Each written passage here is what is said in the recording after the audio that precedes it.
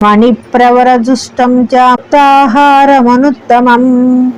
సీతాయై ప్రదదౌ రామః చంద్రరశ్మి సమప్రభం అరజే వాససి దివ్యే శుభాన్యాభరణాని చ అవేక్షమాణా వైదేహి ప్రదదౌ వాయుసూనవే అవముచ్యాత్మనః కంఠాత్ హారం జనకనందిని అవైక్షత హరీన్ సర్వాన్ భర్తారాం చ ముహుర్ముహుః తామింగితస్జ్ఞ సంప్రేక్ష్య వభాషే జనకాత్మజాం విదేహి సుభగే హారం యశ్చతుష్టాసి భామిని పౌరుషం విక్రమో బుద్ధిః యస్మిన్నేతాని సర్వశః దదౌ సా వాయుపుత్రాయ తం హారమసితేక్షణా హనుమాంస్తేన హారేణ శుభేవ నరర్షభః చంద్రాం శుచయ గౌరేణ శ్వేతాభ్రేణ యథాచలః.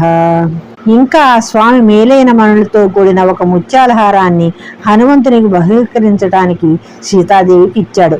ఉత్తమమైన ఆభరణం చంద్రుడి కిరణాల్లాగా మనోరంజకంగా ఉంది. తర్వాత సీతామాత భర్త వైపు చూస్తూ స్వచ్ఛములైన దివ్యాలైన వస్త్రాలను చక్కని ఆభరణాలను మారుతికి కానుకగా ఇచ్చింది. పిదప జానకి తన మెడలోని కంఠాభరణాన్ని తీసుకుని తన భర్తను సమస్త వానరులను పదే పదే చూడసాగింది.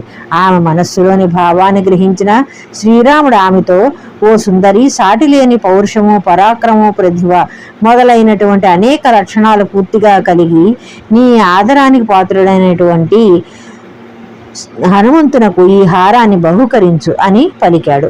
అప్పుడు సీతాదేవి ఆ హారాన్ని వాయుసుతునకు ఇచ్చింది. కపివరుడైన ఆ వాయుసూతుడు ఆ హారాన్ని ధరించినంతని చంద్రకిరణాలు ప్రసరిస్తున్నప్పుడు స్వచ్ఛమైన మేఘంతో కూడి ఉన్న పర్వతంలాగా విరాజిల్లాడు.